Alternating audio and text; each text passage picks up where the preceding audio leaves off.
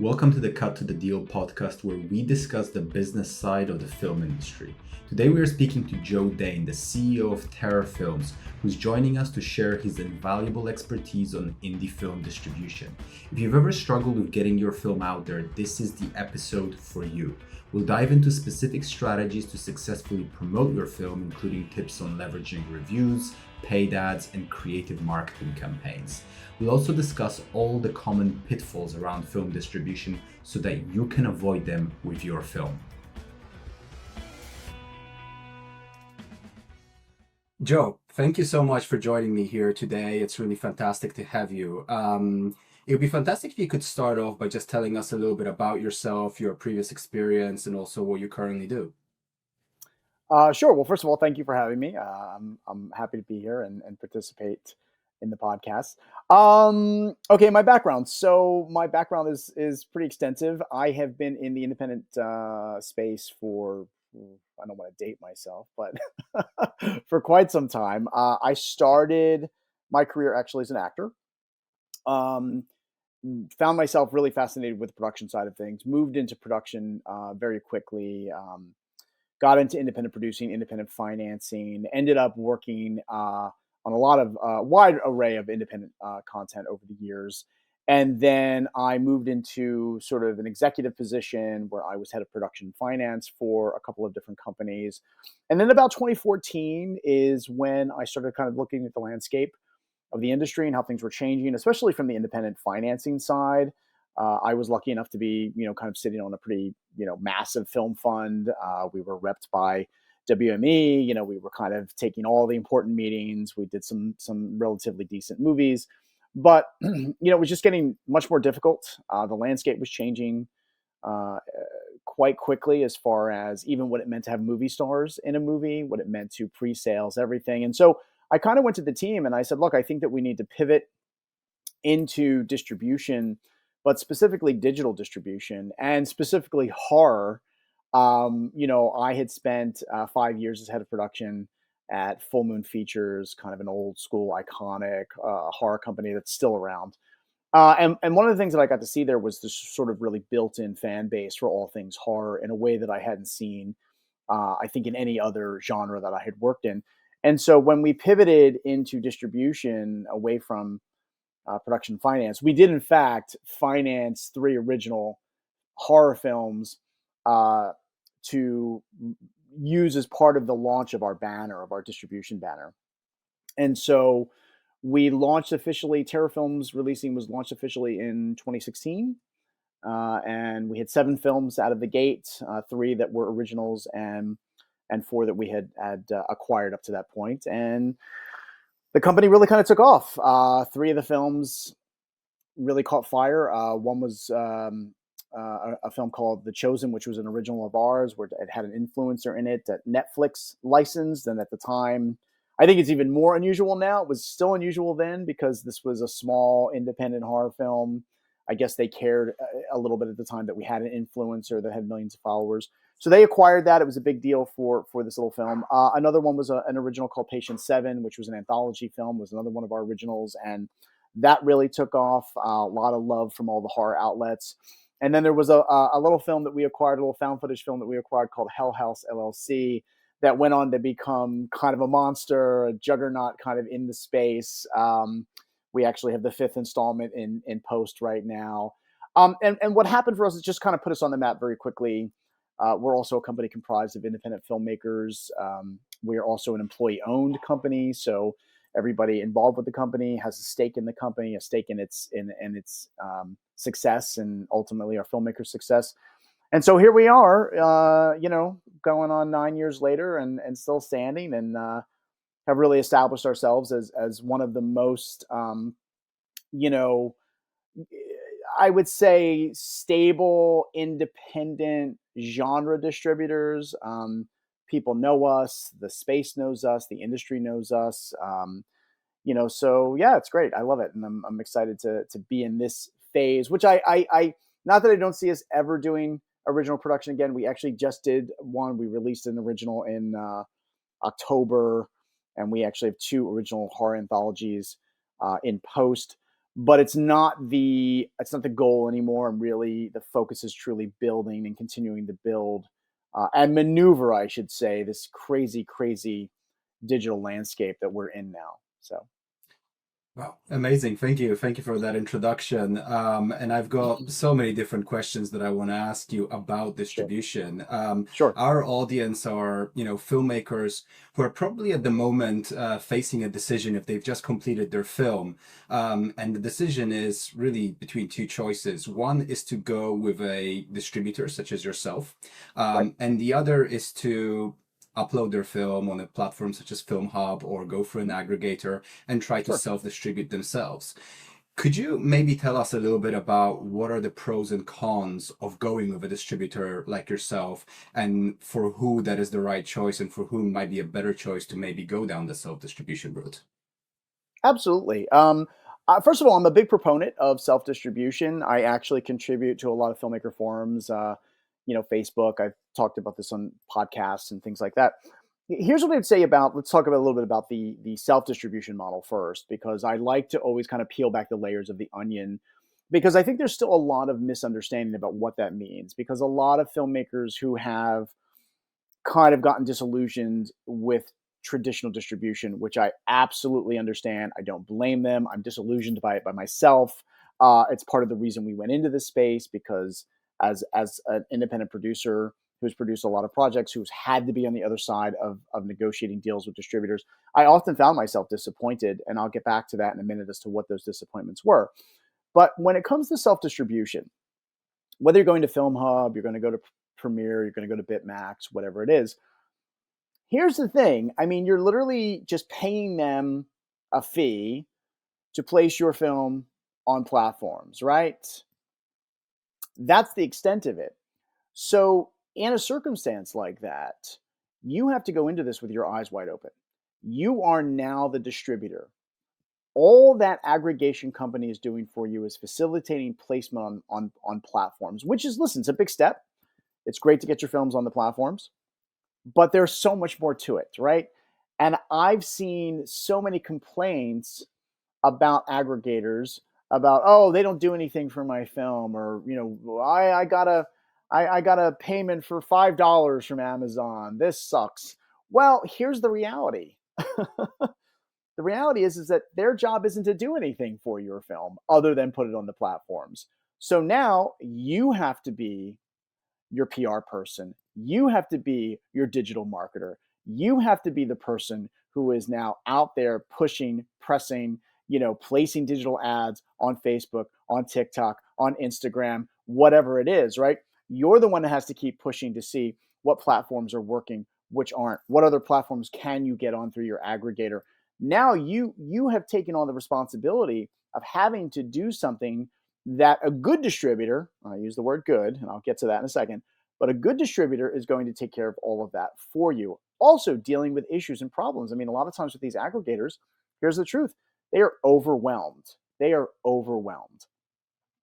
A lot of things that people still don't understand in this business is that ag- independent filmmakers are not the only ones using aggregators. Distributors are using aggregators at the highest level. And that is because the platforms have put us in that position. The platforms themselves do not have the bandwidth to take on all of these individual accounts. They cannot do it. So aggregation was initially born out of this necessity for the major platforms to not have to deal with all of these studios, whether it was a tiny independent, whether it was a massive company, a television network, whatever it is. The filmmaker angle sort of came along as a business model from the aggregation companies. So now you have, aggregation companies, they have thousands and thousands and thousands of films that they are managing between independent filmmakers, between major studios, between boutique companies like mine, between the television networks. So you're also seeing a complaint from a lot of filmmakers. Oh, I'm not getting the service I feel like I should get. I'm not getting enough attention. It takes too long for me to get an email back. Nobody will explain something to me. Well, again, that is kind of, you know, part of the downfall that you walk into when going with a self-distribution model. You need to own the responsibility that you are now wearing all the hats as the distributor, as the marketing person. You're that person. And if you're not prepared to do that, if you think that you're just going to drop your film on some platforms and it's going to magically take off, well, you're going to have, you know, a reality check relatively quick. Because here's the other problem. And this is not an aggregation problem per se. This is a general problem. The platforms are overwhelmed. I mean, listen, go on to Tubi, go on to Amazon, go on to any of your favorite platforms. There is so much content, it's overwhelming. Most of it you've never heard of, right? I mean, it's endless. Because think about it. Not only are all the major platforms allowing uploads from independent filmmakers, boutique distributors, all the major players, but then a lot of them are making their own content, right? So think about that sea of content that is on these platforms. It's mind numbing. So the idea that you think that your film is going to just catch fire magically because you dropped it onto Amazon, you dropped it on the Tubi, is living in a fantasy land, right? I mean, look, the truth is that we have films that maybe I personally think are a cut above that are struggling.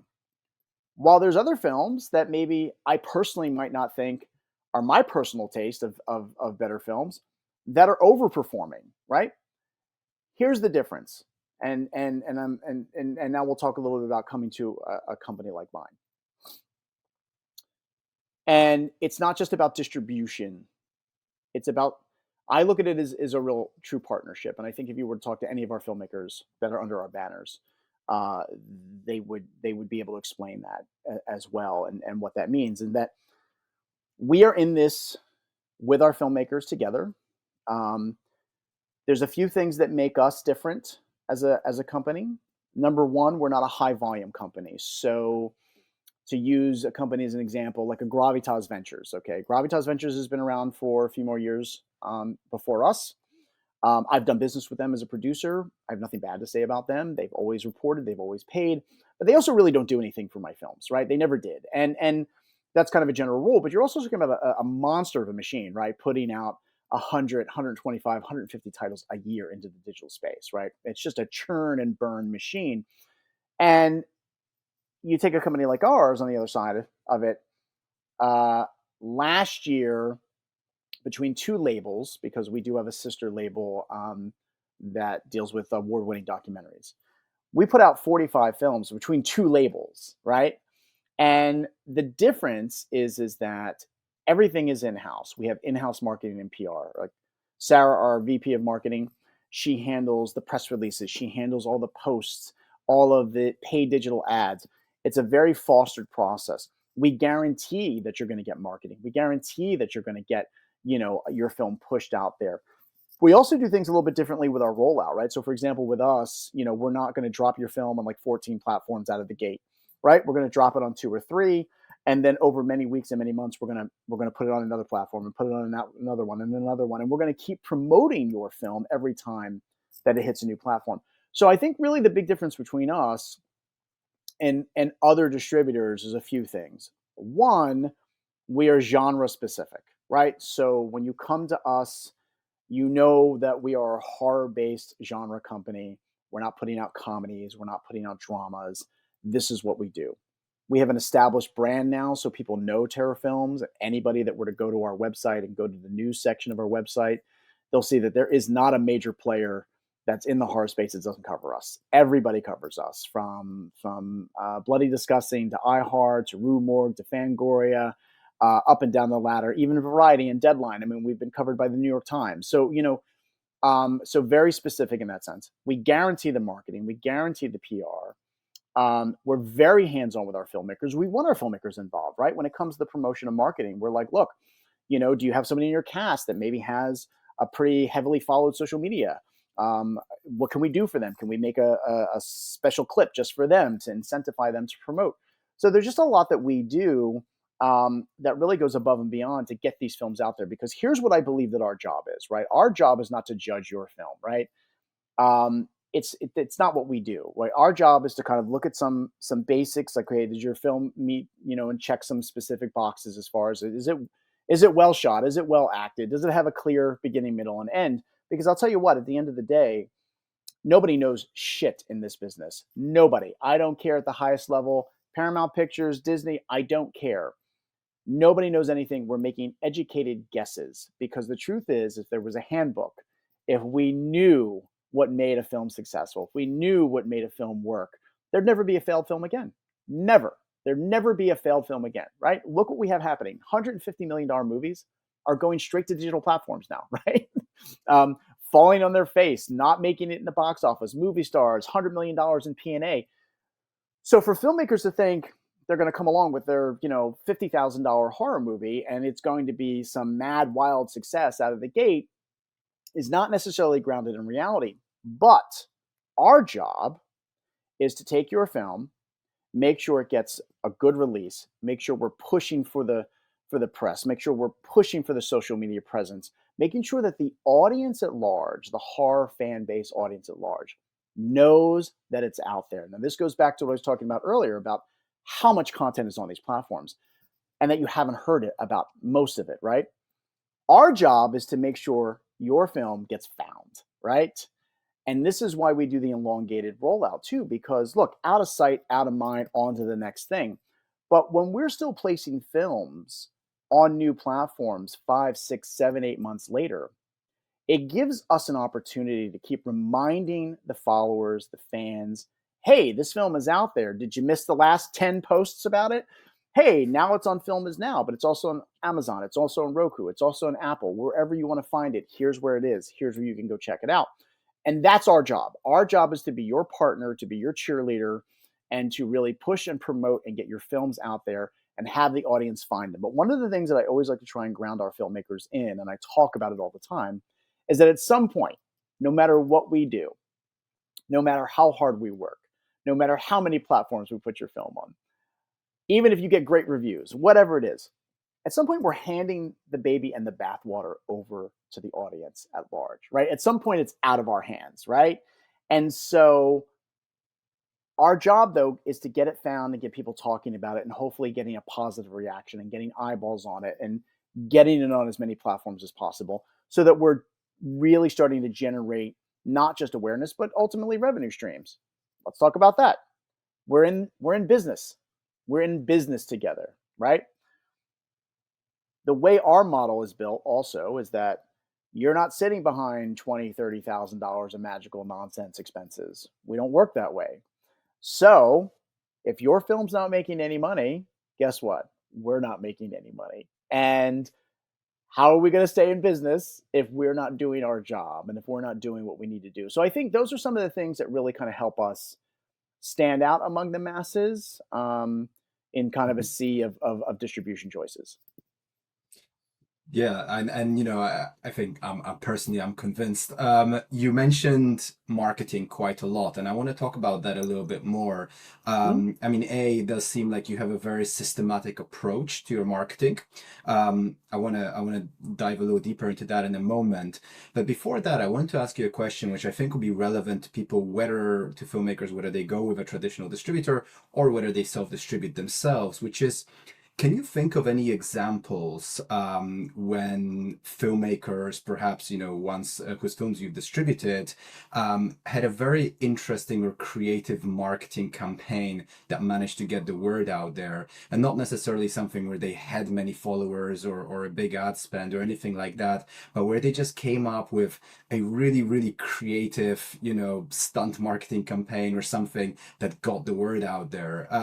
And just to give you an example, one that I love to use, a filmmaker called Jed Shepard once told me about the film that he wrote, which is called Host, and it was out, in many different festivals, and in that film, part of the story is that if you made a ring of salt around you, it would keep the spirits away. And what they did at one of the film festival circuits, or one of the film festivals, was there was a Q&A after the screening, and all the directors of that slot went on stage, and the director of host came up on stage and with a bag of salt, and he just did this ring of salt around his chair and then sat down. And it was one of those things that everyone would then talk about for the rest of the festival and long after. And I'm talking about it now, and it's been years. So I'm just wondering whether you have any these fun, creative ideas that filmmakers can grab inspiration from on how they can market their films.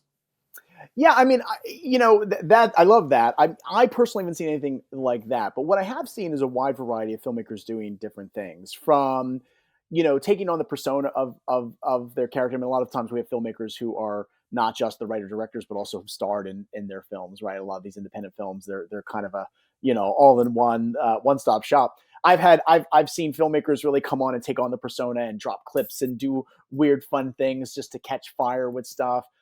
We've seen people create digital playing cards, handle their own merch, show up at the conventions. So, nothing as specific as what you're talking about, but I've certainly seen filmmakers really try to get their hands dirty and get in there. And we love that. And we encourage that. I mean, I think that's the other thing that's interesting about the way we work is that, we truly do, when I've used the word a couple of times now, we really do look at this as a partnership, right?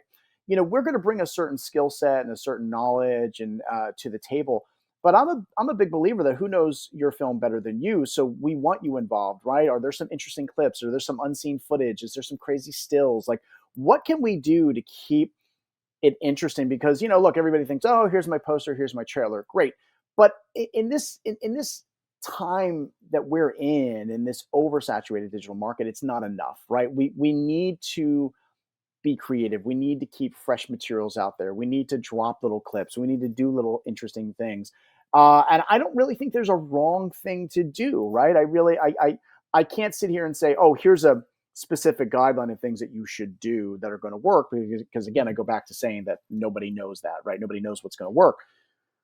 So I go back to the idea of like, try everything, like get involved, bring anything you can to the table and let's give it a swing and see what works. And I think that to me is when it gets really fun I know for Sarah, Sarah, who's really fantastic. And we go to the conventions and we show up at a lot of the little indie horror film festivals, and she's become sort of the face of our social media, and we work with influencers, and I think it's all hands on deck, right? Let's try everything and anything that we can to bring attention to these films, because the goal is to get people to watch them, right? That's the goal. The end goal is we don't make revenue, you don't make revenue if nobody's watching your film.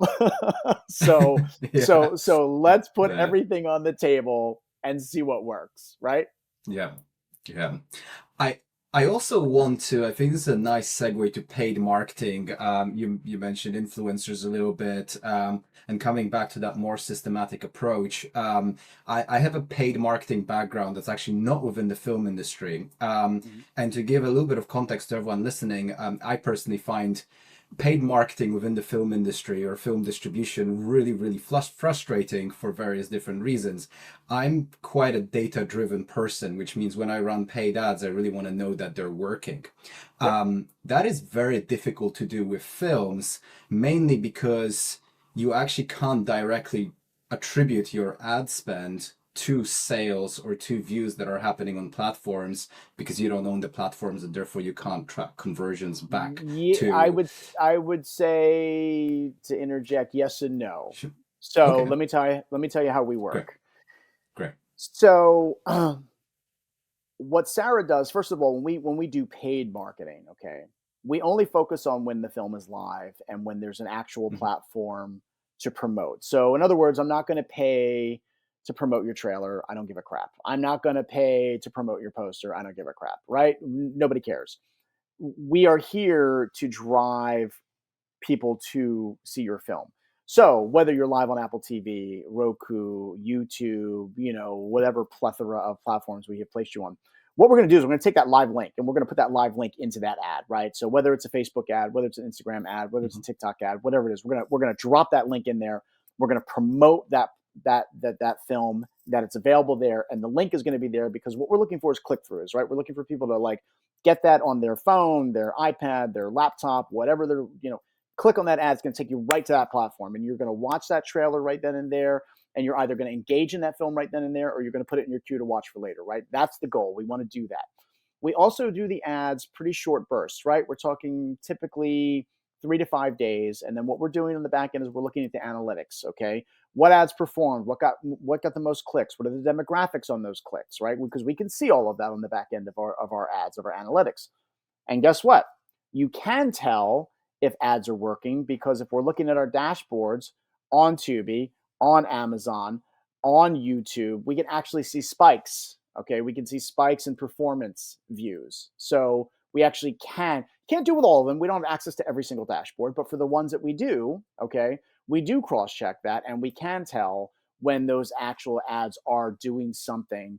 But a lot of it is really more in the analytics of the back end of the actual ads themselves, because we'll have ads that we will drop and we'll get 25, 30 clicks. Then there'll be other ads we'll drop and it'll get 1,000 clicks, right? And then we'll go, okay, something about that ad resonated, something about that ad took, caught fire for whatever reason, and we'll lean back into that ad, right? And reactivate it. So there are ways to actually gauge that for sure. So, but it's also about smart spend. We even talk to filmmakers about this. A lot of times we'll have filmmakers who say, well, hey, listen, what do you think about me spending money on my own PR person to generate additional press? And so what I always come back and say, well, don't do that. If you have money to actually spend it intelligently. And what I believe is intelligent spend money is on more digital marketing ads, not on a PR person. Because at the end of the day, here's the other thing too, and a lot of filmmakers don't like to hear this. I love PR. I love PR people. I've worked with some of the biggest and the best in the business. The reason we kind of took it in-house was because at the end of the day, look, getting your poster and your trailer picked up, by Joe Blow News or Bloody Disgusting, or, again, any of the major outlets that's great. It's wonderful. You are getting attention as far as people knowing that your film is coming out. But at the end of the day, spending money on a PR person to go do that is not money well spent, because all you're doing is promoting your poster, promoting your trailer. You're talking about a release date. Again, out of sight, out of mind. Who cares? 5,000 movies have been announced in the 30 days leading up to your film coming out. Spend your money on the digital ads. Hire a digital ad marketer, someone who's going to be, if you have the money, right? If you have the money to do that, it's an intelligent spend then, right? That's where you're putting money into the possibility of making money. Hiring a PR person to go and push your film to get general press pickups, not a smart spend, not where you should put your money. And at the end of the day, look, here's the other thing that we've learned, in this business.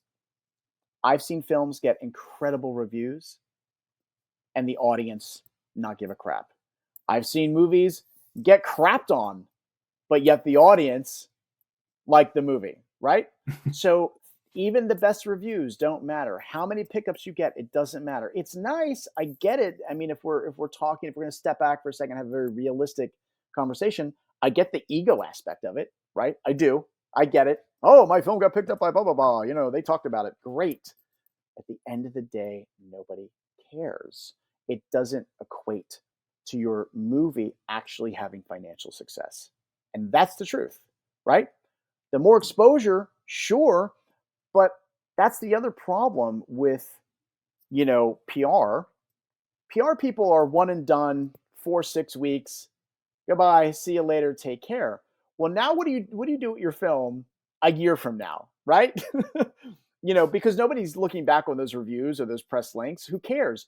What additional marketing, what additional awareness are you doing to get your film out there, to continue to push it? Because that's the other thing.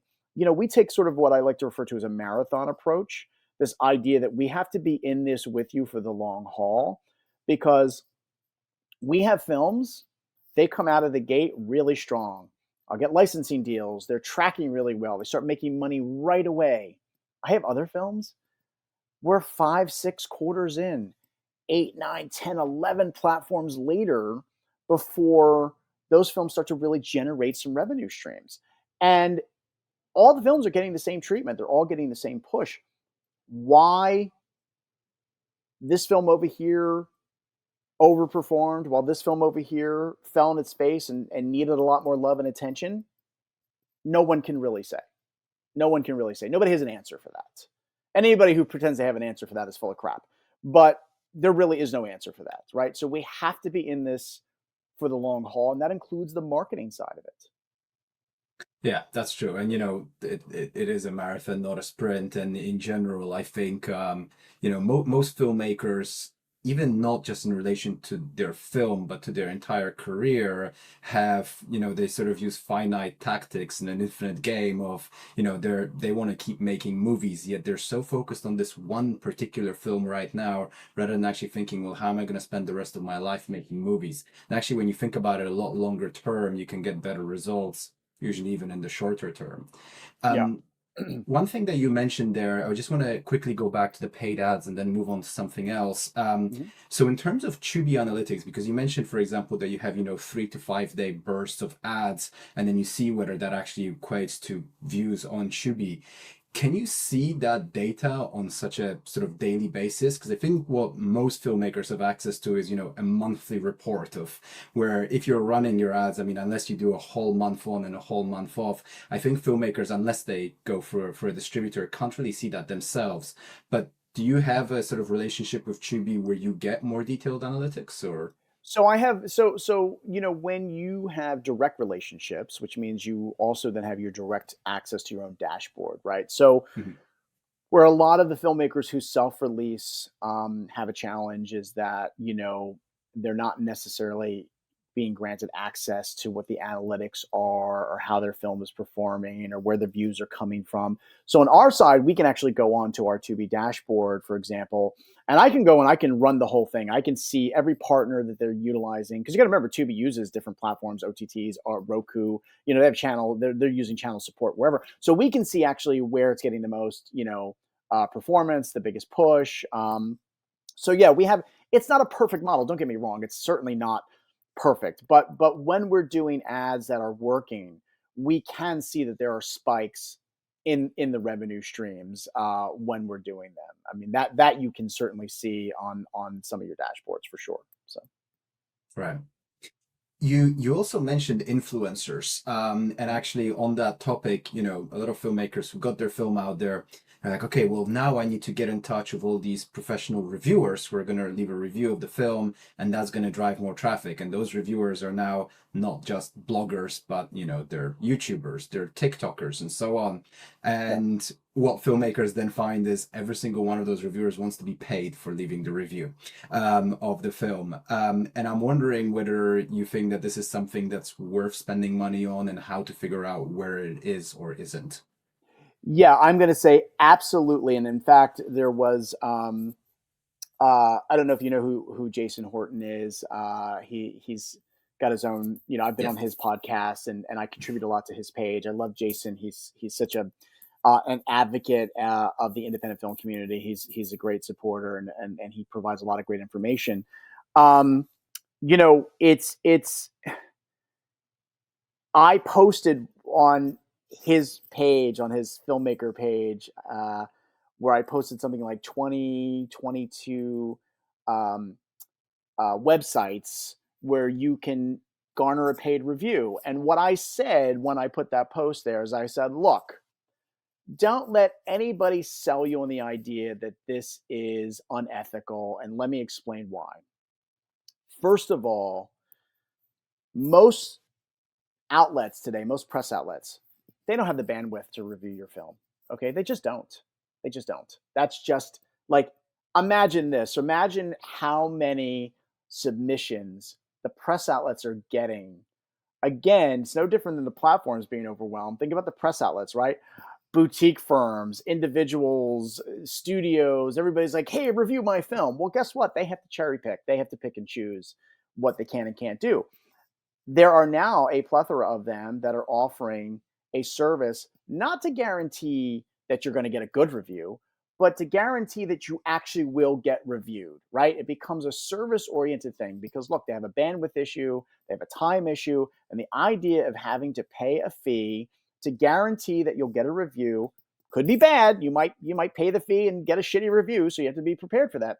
But that is just where we're at in the business. I would say the same thing about influencers. Now, we've been lucky as a company. Sarah was very strategic. She's very smart and savvy with social media, and she was able to reach out to a lot of influencers who are in the review space and were looking for content. And we started doing interesting deals where we started backtracking on our library, and we started having them review films that may have been 3 or 4 years old, but it gave them content. It gave them something to talk about, while also then strategically, reviewing our newer content. Now, do we get everybody to do that? No. Do some people want to be paid? Absolutely. Have we paid people? Absolutely. When and where it makes sense, we do that to try and get the review and get the film being talked to, good or bad. And look, and here's the thing: even a bad review, I get it. Maybe somebody's got 50, 100,000 followers, and the review gets out there, the clip gets out there, the trailer gets out there, the review gets out there.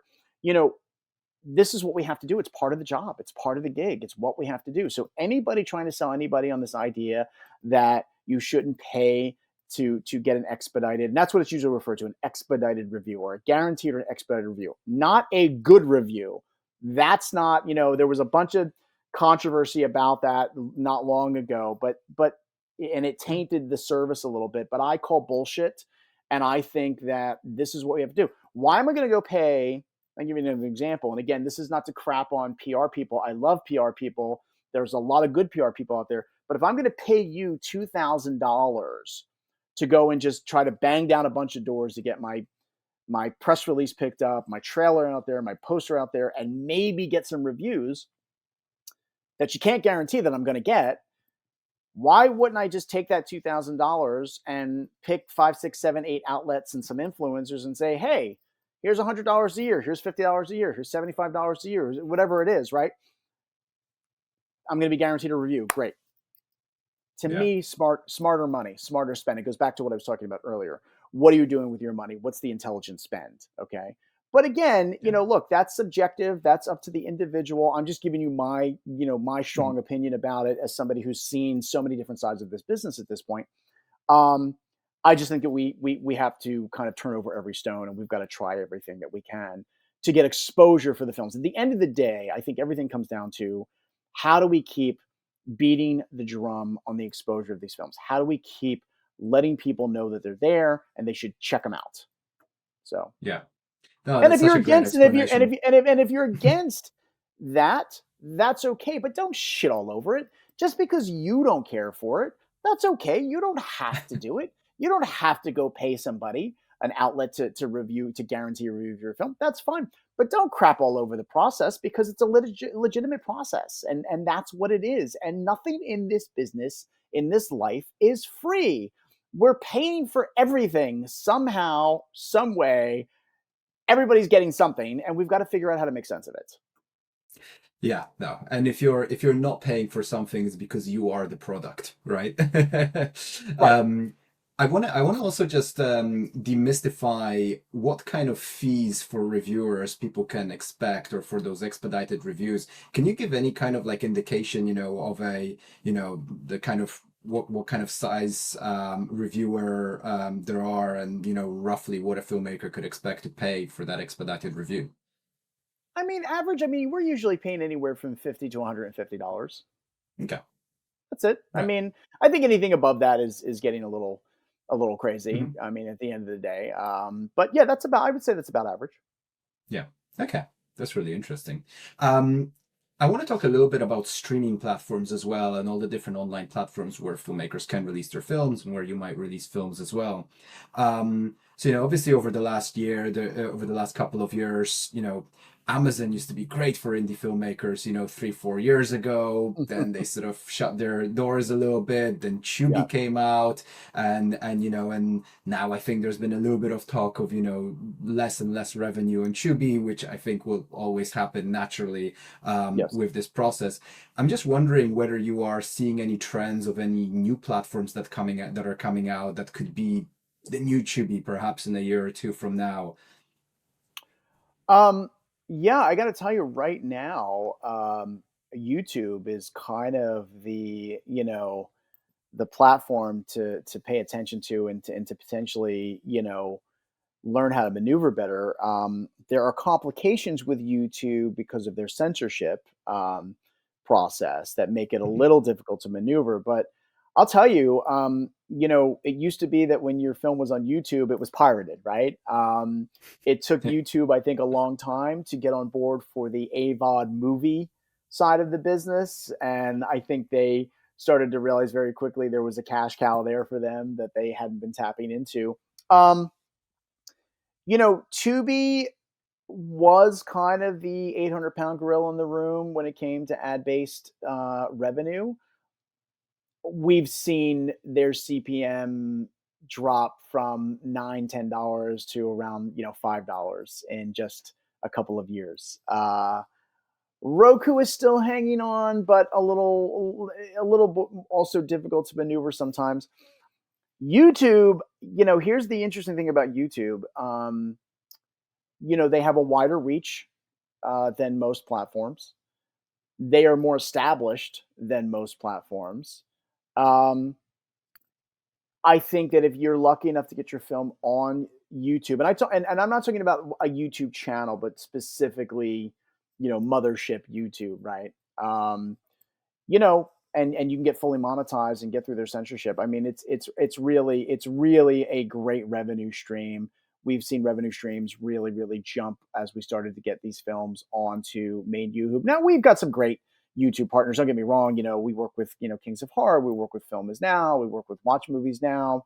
We work with Creepy Popcorn, the V Channel Network. So there's a lot of really good actual YouTube channels out there. So yeah, I would say that definitely that is where we're really starting to see a lot of revenue streams. Now, people get upset with YouTube because they do put a lot of commercial in, but they also get upset because of the censorship. So sometimes they'll just like black something out because it's too violent, right? Or they'll do some kind of editing that somebody doesn't love. But look, at the end of the day, I think that we have to be thinking about again, where are our revenue streams? How do we make our revenue streams? But then the other side of that, just to be perfectly honest, I mean, we've had films get on YouTube that for some reason just didn't catch fire either on that platform. I mean, there really is no right or wrong. We work with so many platforms at this point, and we take chances on new platforms because I always tell people, who the hell knew that the little DVD, mail-in kiosk company was going to be the monster in the room that became Netflix, right? I mean, who knew all those years ago? Who knew that Amazon, the book, the book on iPad, company was going to become what it became. So it really becomes important for us to pay attention to trends, to what's happening in the industry. I'll give you an example. I mean, look, when Netflix got into the ad-based side of the business, something that they swore off for years and years that they were never going to do, I will tell you that happened. They launched that at the end of 22, and it was really the last couple of years where we started to see the Tubi ad revenue start to dip. And that is because Netflix, being the monster that it is, being as global as it is, advertisers started going to them, right? And their CPM is way higher because advertisers are like, well, hell, my film, my product is going to be seen by 80 million households. So that has had an effect on the business for sure. So this is why we're always having to maneuver, and why we're having to diversify, and why we're having to find new homes for these films every chance that we can. That's really interesting.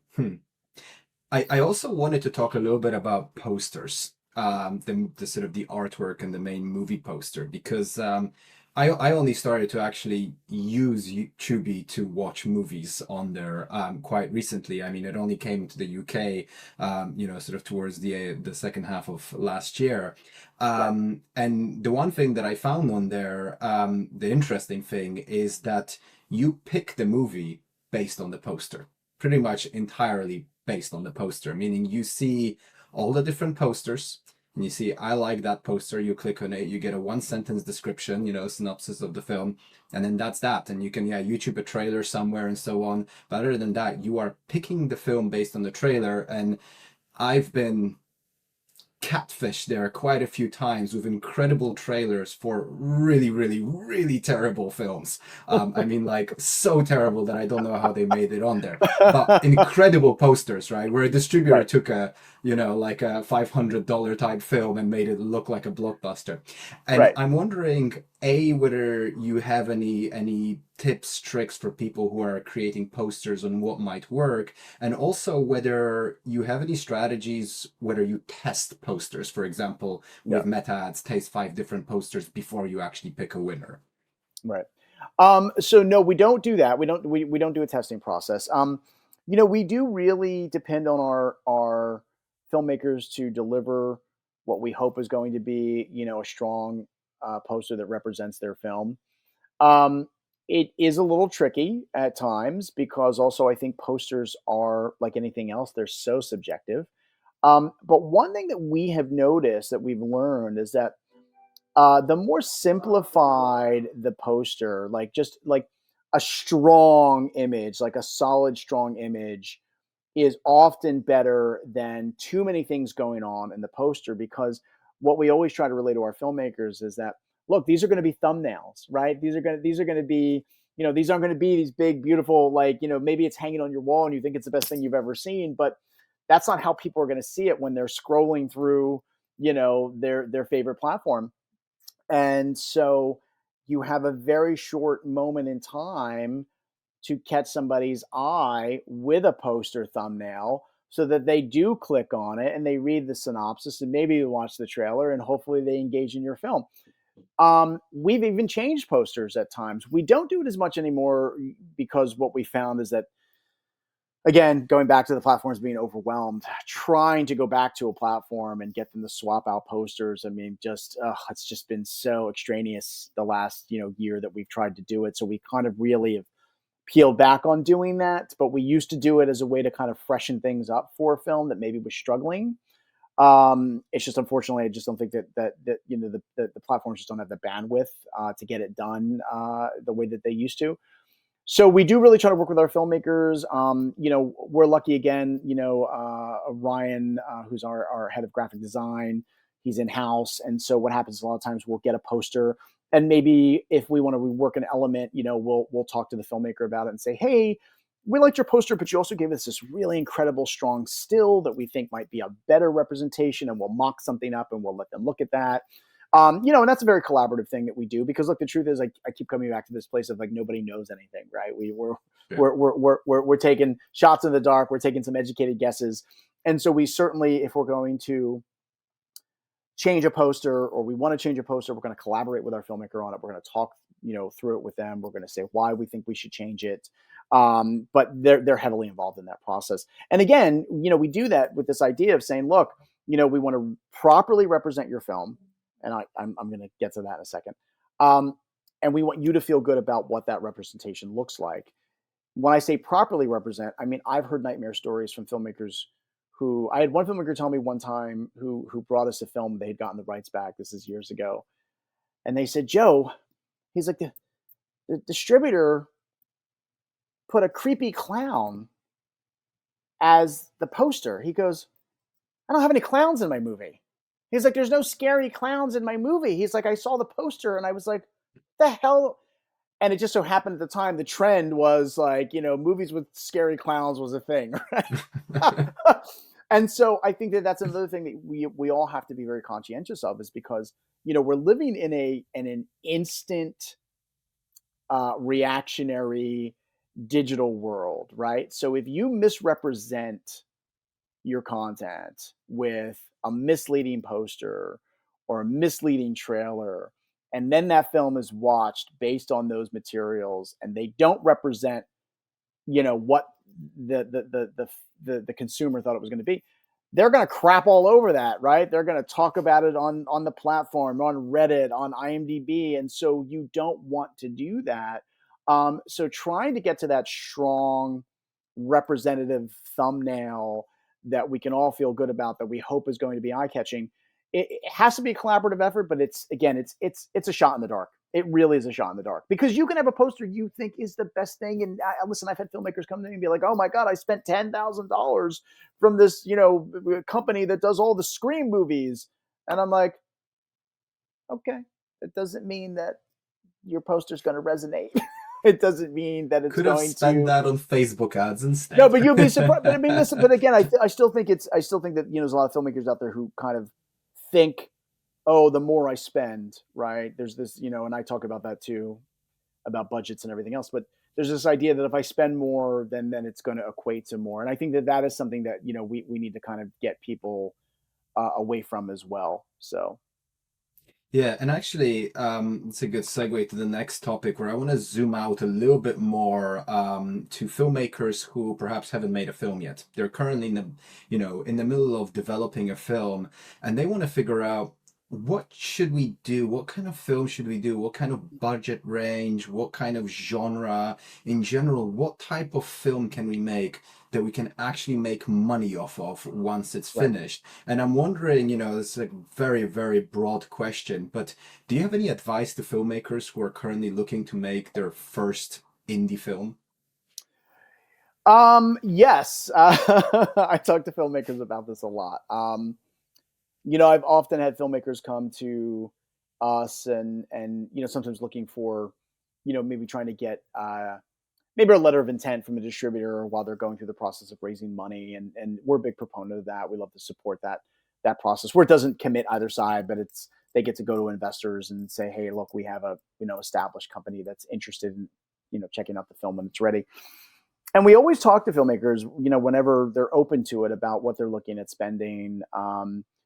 And we are very strongly of the opinion. Jim Clark, who's my business partner, spends a lot of time in the acquisition development side, more so than I do with the filmmakers. But we talk constantly about, just because you can raise $1 million doesn't mean you should raise $1 million and spend $1 million, because we are in such an unpredictable time. There's so many good things about what's happening right now. I mean, I think with the digital space, filmmakers are getting an opportunity to get their films out there, on platforms to a wide audience in a way that didn't exist, 10 so years ago, right?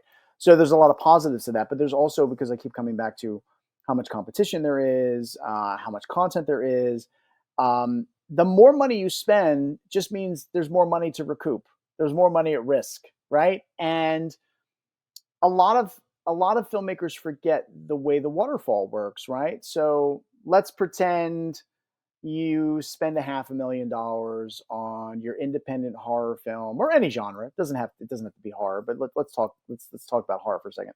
You spend $500,000 that you raised, and you laden it with a bunch of B and C level horror icon actors that you think are going to mean something that won't, and you overpay everybody, and you deliver a film that now, even if you self-release, well, your aggregator's taking 20%, number one. But that doesn't include any of the platforms. So Amazon takes 50%, iTunes takes 30%, YouTube takes 45%, right, of the money made. And then whatever that is, then the aggregator takes their 20%. If you've got SAG obligations, you're getting that percentage taken away. So there's all of this stuff to be thinking about. And again, spending more money does not mean that you made a better movie.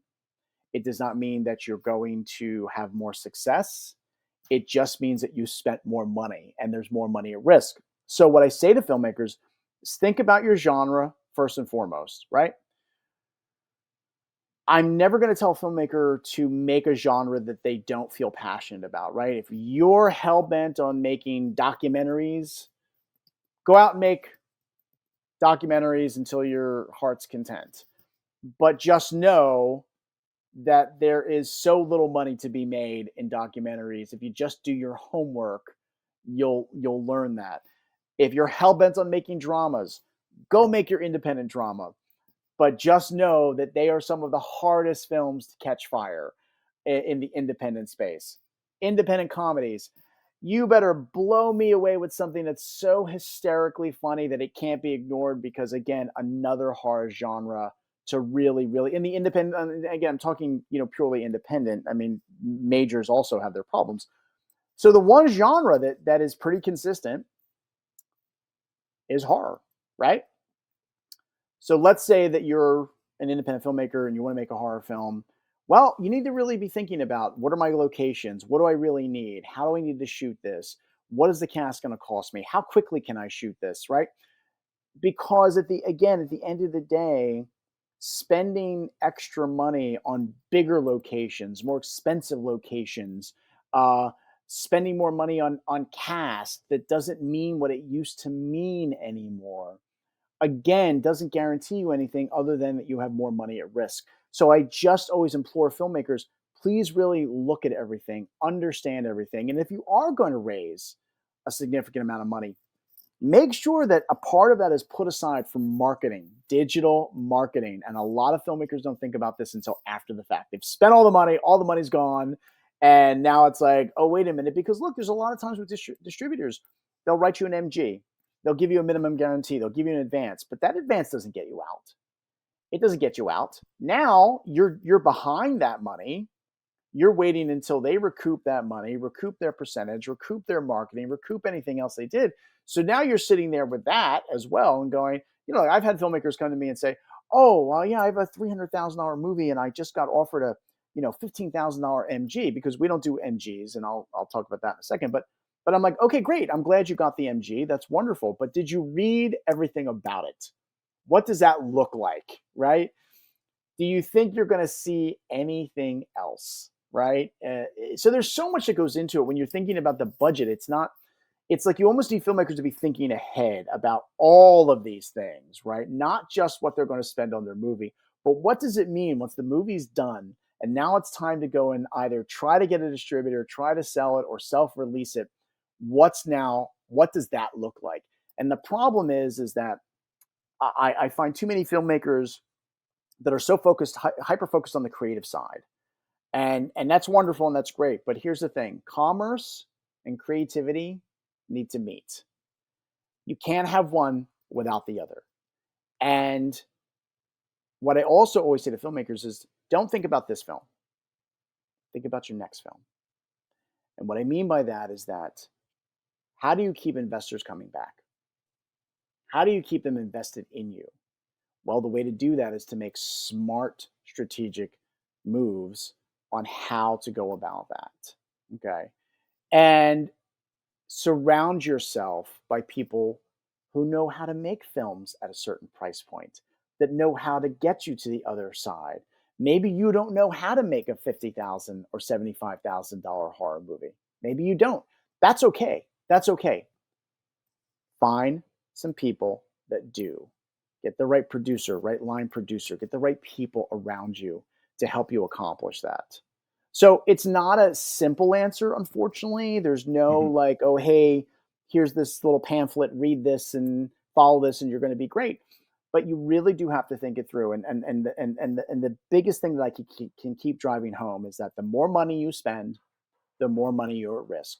And because you paid $10,000 a day for some location does not mean anything to anybody. Because you paid $100,000 to some B-level actor doesn't mean anything to anybody. And in fact, the traditional foreign sales market is so oversaturated and so crippled by the digital world that we're living in now, because we can reach countries all over the world through platform partners that we couldn't do before, that even the traditional foreign sales market, it doesn't generate the kind of money that it used to generate, right? And they have to be more selective about the films that they take on.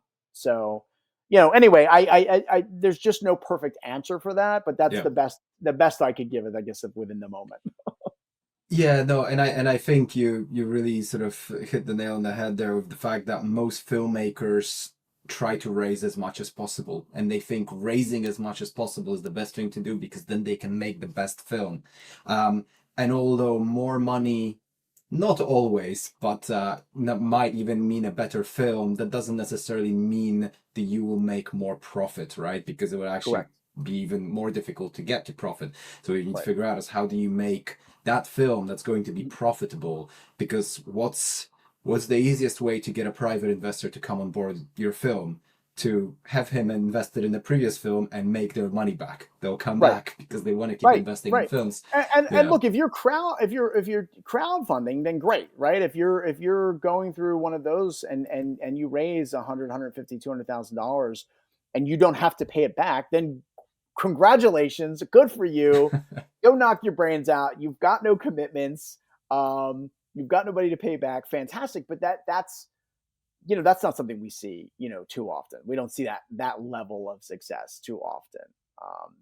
So yeah, Yeah. but it's hard to have, again, it's difficult to have those conversations when you're dealing with people that are so entrenched in the creative side and what they're trying to do, and they're not really balancing themselves on the business side of things. And I think that's where it gets really tricky. So Yeah, absolutely. I think the creative needs to meet the business, and actually they should be, really intertwined together, because the business side can also be really creative, right? You can get absolutely. creative on the business side. And I think filmmakers think, oh, that's just, that side is the spreadsheet weird part that I don't want to touch. But it can actually be really, really fun and creative.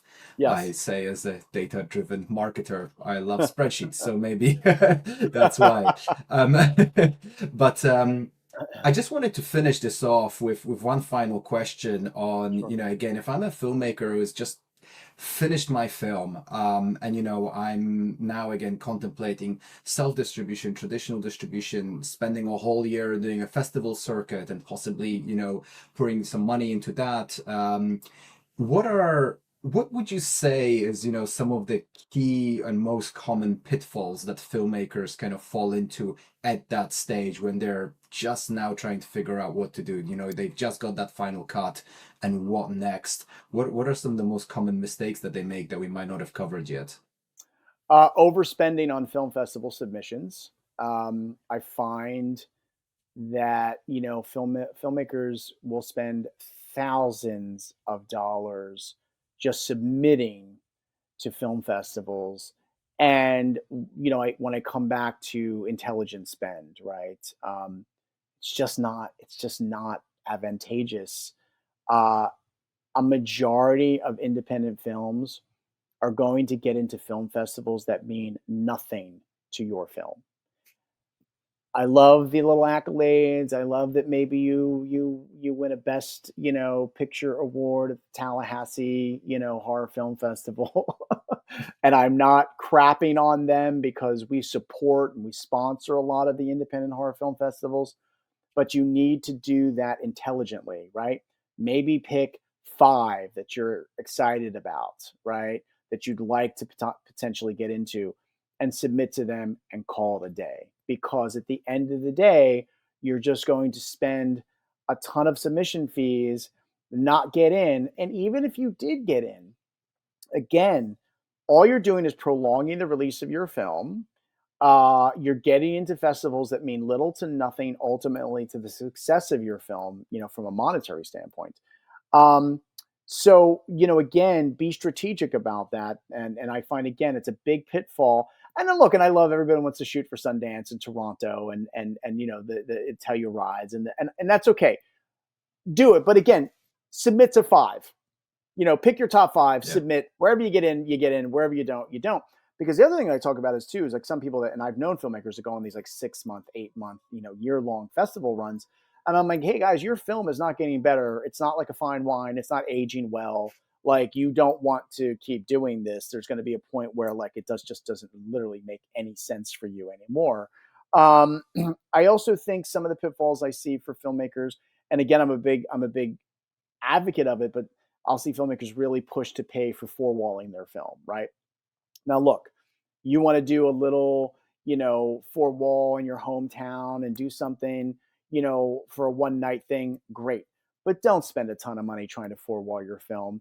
That is not going to get you anywhere. That is not going to mean anything. Look, I've even had filmmakers who've gone through AMC independent, selecting the process and all that stuff. Even that, let's say you got into, 10, 12, theaters. Well, guess what? You're still paying for DCPs. You're still paying for posters. You're still paying for some sort of marketing. and you're competing in a space that is impossible because, your little independent film is, next to, the next whatever massive, tentpole film is there. So again, it's about intelligent spend, getting ego out of the way, and really thinking about, okay, what is the best way to get my film out there? Let me start looking at distributors. Let me start looking at self-releasing. Let me get all of the information. And I find one of the biggest pitfalls, I find it to be quite frustrating, to be honest. We're living in a time where filmmakers have zero excuse to not do their due diligence about anything or anyone, a person, a company, an aggregator. Okay. You can find people, if there's a distributor that's made you an offer and you're not sure, ask them for some references, but then go onto IMDb, track down other filmmakers under their banners, reach out to them directly and say, hey, how's your experience been? Go into one of the many film forums that are out there where people can tell you about their experience with a distributor, with an aggregator. Do your homework. Don't just sign a deal with a distributor or an aggregator, not know what you signed, and then have the audacity to bitch about it when it doesn't go the way you think, or you discover something because you really only greased over the contract instead of actually reading it or doing any amount of due diligence. You have no excuse today. You really have no excuse. So when I find that filmmakers keep making the same mistakes, or I'll see a filmmaker go with a company that on a filmmaker forum, like 100 people have said, don't go here, they're not good, or we got screwed, or whatever it is, and you still go there and you get screwed, well, you don't get to complain. That's on you. And this is the thing, this is where so many independent filmmakers, and again, it goes back to a little bit about, do I do a distributor or do an aggregator? You're responsible for so much of this decision-making process before it ends up in someone else's hands. You have to do your job and do your due diligence. And again, today in this digital age, you can research anybody like that. So don't give me that crap. Don't give me that crap. Do your homework. Listen, I have it. I'm going to just say this. I have had filmmakers who would email about something that they were upset about. And I'm like, did you read your contract? And I'll like frame grab it and send them a section. And I'll be like, did you read this? And they're like, oh, I must have missed that. Okay, well, listen, again, and our contracts, I mean, and we've gone out of our way to make them so clear and so easy to read and so much dumbed down, if you will, that again, it's like, guys, come on, do your part. Do your part of this. This is the process, and it sucks. It's the business side of it. I know that a lot of people are not good at the business side of it. That's okay. I'm not saying that you have to be. What you have to be good at is asking questions. You have to be good at doing your homework and asking other people, hey, what was your experience? What happened here? Do you feel good about them? Would you work with them again?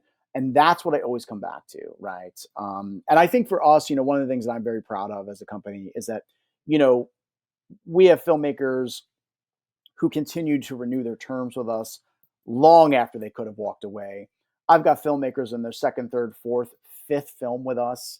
And I think things like that are a real testament to us being a company of our word. Look, one of the things that I always say to people, I can't promise anybody success. I don't know what that looks like. I don't know how it's going to work. I don't know why this film over here did well. I said this earlier. I don't know why this film did well and this one kind of fell on its face. But here's what we do is we promote and we market and we push and we never give up on the films. And I got to tell you, that level of honesty and transparency about that process has gone a long way, with our filmmakers, and why filmmakers keep coming back to us, because they know what they're walking into. I'm not giving them a bunch of magical sunshine bullshit that I'm blowing up their ass about how great their film is going to do and how much money it's going to make. And look, and there are filmmakers who want to hear that, right? They want to hear that. There's a lot of filmmakers who go with distributors, shoddy distributors, because that distributor will sell them on how great their film is and how much money they're going to make them. Well, at the end of the day, what I always say was, well, look, if you sign that contract and there wasn't some sort of a threshold out where that distributor said, well, if I don't make you $100,000 in the first year, I'm going to reverse your rights to you. Well, if they didn't do that, well, you're screwed. They don't have to do anything for you. They sold you on a bill of goods that you wanted to hear, and that was the end of it. So anyway, it's just that kind of stuff where I just want to see filmmakers taking more ownership and more responsibility for the decision-making process. Yeah, and another, and that's all really, really great advice. Just to, add a point to that, we talked a little bit about the film festival circuit, a sort of business-minded reality check. A lot of filmmakers will, be say, okay, let's just submit to Sundance just to see what happens. Maybe our film will make it there. And if you really look at the numbers, you know that your film just won't get in. And I know some films get in.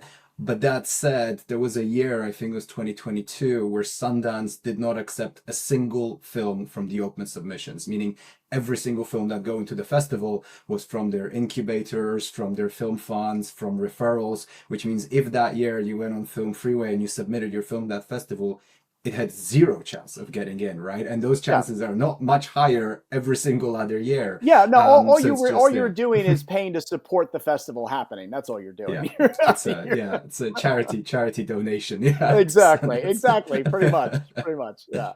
And again, look, and I would never, and going back to what I said earlier, I would never say to somebody, don't submit to Sundance, don't submit to Toronto, don't submit to Telluride.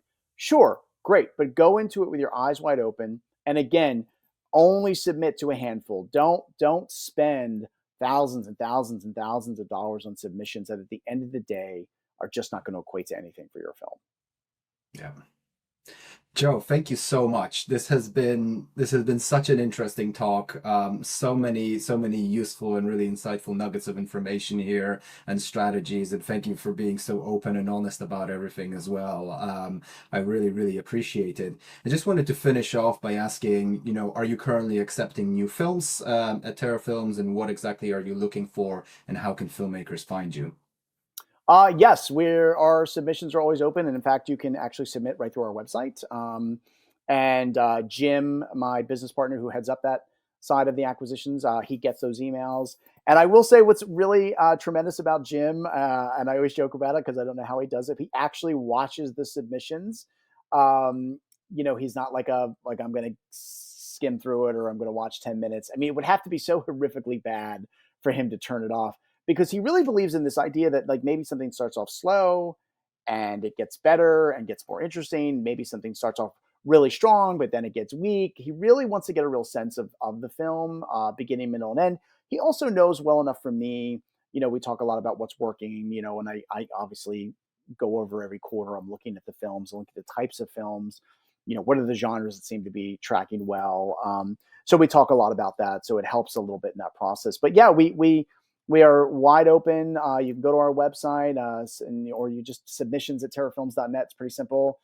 We just say send over the screener link, the trailer, a little synopsis, and that's it. Pretty simple from that standpoint. And we get back to everybody.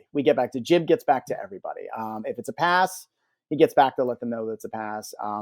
And if he thinks it's right for us, is when he'll connect them to me. Great. And I will include all of those links below in the description as well. Once again, Joe, thank you so much. Honestly, yeah, it's been a really, really great talk. And yeah, it's been a great pleasure having you here. No, my pleasure. Thank you for having me. And I hope this is helpful to filmmakers out there. Listen, it's a very tough industry, and it's very tough to maneuver these waters, and all you can do is really get out there and sort of, absorb all the information that's floating around out there and ask, fellow filmmakers and try to make the best possible decision that you can for yourself. So. Great. Thanks so much. We hope you enjoyed the episode. And once again, if you want us to keep bringing you even more value for free, all we ask is one simple thing: subscribe to our channel wherever you're listening. By doing that, you help us reach more filmmakers like you, and in turn, we can keep delivering the tools you need to succeed. So please, hit that subscribe button, and let's keep this journey going together.